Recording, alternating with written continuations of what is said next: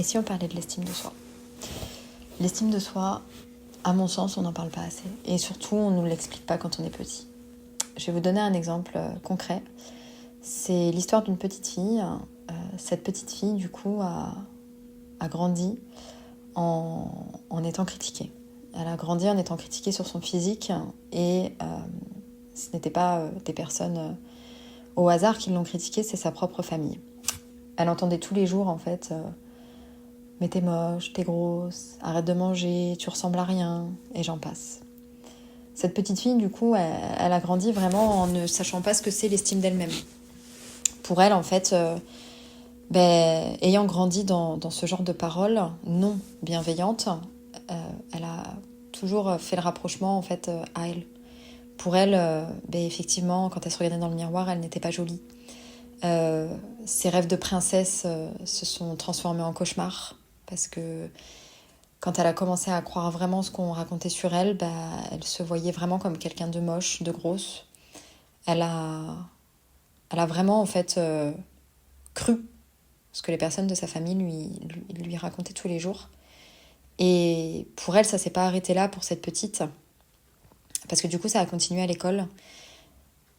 Et là, pour elle, ça a été la confirmation des choses.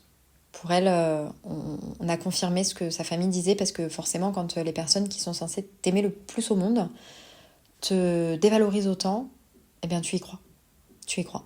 Tant bien même que tu as cette petite voix en toi qui te répète « Non, ne les crois pas. Tu vaux mieux que ça. Tu es belle. » Voilà, tout ce qu'on veut. Eh bien, tu ne crois pas cette petite voix. Tu ne l'écoutes pas. Et ce que j'aurais aimé dire à cette petite fille, si je l'avais connue à cette époque-là, ça va être un exemple que je vais vous donner. C'est je lui aurais montré un billet de 20, un billet de 20 euros. Je lui aurais demandé la valeur de ce billet et cette petite fille m'aurait répondu 20 euros. Devant elle, j'aurais chiffonné ce billet-là et je lui aurais remontré. Je lui aurais demandé, alors, combien vaut ce billet-là maintenant ? Et elle m'aurait répondu 20 euros. Et oui, c'est écrit sur le billet. J'aurais été encore plus loin en déchirant, en écrasant le billet. Et je lui aurais redemandé, alors, combien il vaut ? Et elle m'aurait répondu 20 euros. Évidemment, parce que c'est la valeur de ce billet-là.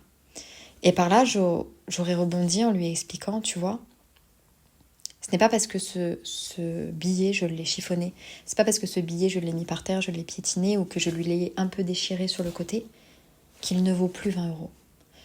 Il faut comprendre que la valeur de soi-même ne dépend pas de ce que les gens peuvent penser de nous ou dire de nous. Non.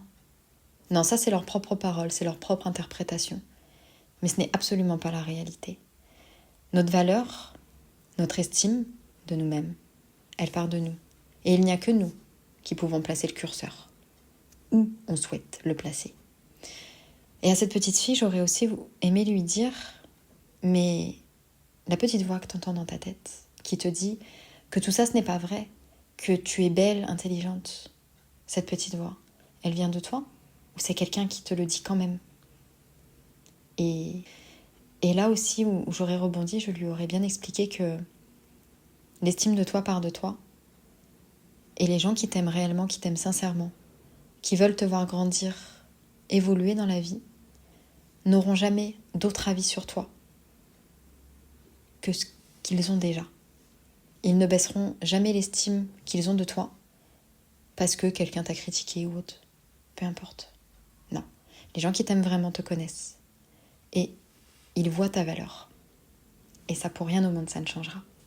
Voilà ce que j'aurais aimé lui dire à cette petite